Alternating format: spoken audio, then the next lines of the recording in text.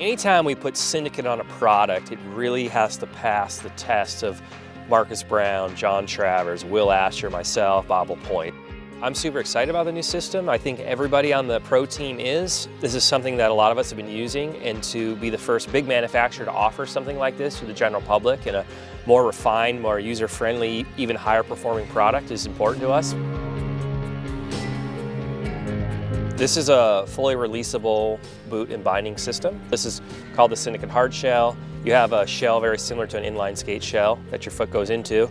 The thing about this is your foot stays in the boot. What releases is what you see back here, this heel release unit. There's a spring back here. You set a tension similar to a snow ski binding. If you get in an awkward position, it triggers the spring and this system releases, and the shell can actually come off of the binding plate, come off of the ski.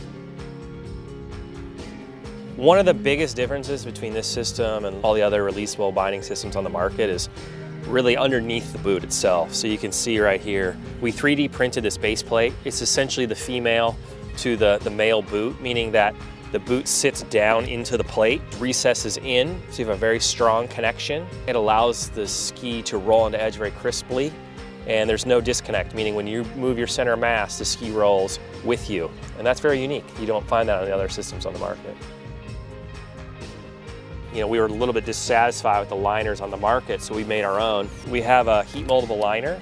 It has 6mm foam through the bottom. We have a neoprene toe box. We reinforced the areas where liners typically fall apart after a couple seasons, and we put the power strap on the top so that the liner tracks with the cuff. In the front, we developed a new stainless steel hoop.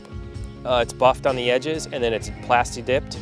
So it has a nice durable shell, but the toe of the boot indexes into the stainless hoop, and it's much more streamlined. It has more connection points. That's one of the big advantages to this system. The other thing I really like about the shell is the plastic. The durometer is a little bit softer. For me, this is a better combination. A little higher cuff height, a little bit softer shell. It's much more user-friendly. I just think it skis better, and I think anybody who tries it will feel the difference over their older shells. So the buckles are unique on this boot. They're all aluminum. They have a micro adjust, meaning you can take the buckles off and rotate the buckle itself. The top buckle on this is very unique, kind of a pressure lock. It opens, and then actually the pin slides out, and this all comes open like this, and you have your ladder over here on the side. It allows for really easy entry, but you don't have to worry about, finding your ladder every single time. Once you set this, it's set. So you slide this in and close it, it's the same tension every single set. So that's something that's really nice. The details of the design, it comes on a G10 plate. The hole pattern for this will fit any of the current water ski manufacturers' front boot hole patterns. It comes in 4 different sizes. The small size is 6, the next size is an 8, we have a 10 and a 12. In the past, there's been some boot systems that had the Achilles style strap in the back, and this had a little different shell design. You'll notice that the lower portion of the shell and the cuff didn't interact much. If you look in the inside of this, you can see more or less there's what we call a V-cut spine on the back of the lower shell portion.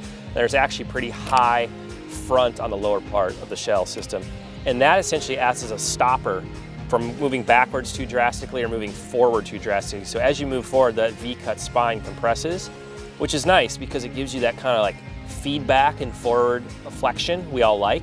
Instead of being completely free and just having a mechanical stop, that V actually slows the rate of forward flexion and essentially at a certain point becomes static. So that's something our design team was pretty stoked on, to have feedback and forward flexion, to have it be progressive, not so on and off, but to have enough force to overcome the release mechanism, and makes it very user-friendly to ski in.